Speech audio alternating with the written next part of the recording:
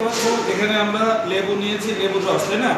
তো আমরা জানি যে লেবুর রসে অ্যাসিড থাকে, তাই না? কি অ্যাসিড থাকে লেবুর রসে? Citric acid. আমরা একটা বড় লেবু নিয়েছি, তাই না? অনেক বড় একটা লেবু। লেবুটা কে নিয়ে আসছে? ইরিন। ইরিনের জন্য একটা তালি দাও। হ্যাঁ, ইরিন লেবু নিয়ে আসছে। লেবুর মধ্যে সাইট্রিক অ্যাসিড থাকে, ঠিক কি না?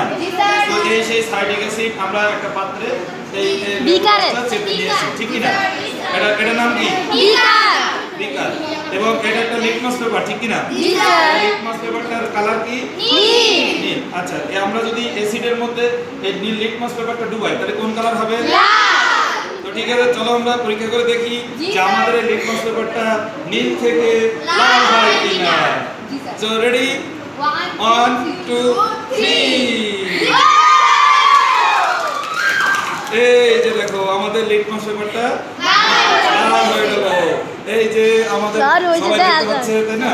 তো সবাই আমরা দেখতে পেলাম এটা। তাহলে লেবুর রসের মধ্যে কি আছে? Citric acid. তাহলে লেবুর রস হলো একটা অ্যাসিড। এটা কি করলো? নীল লিটমাসকে লাল করলো।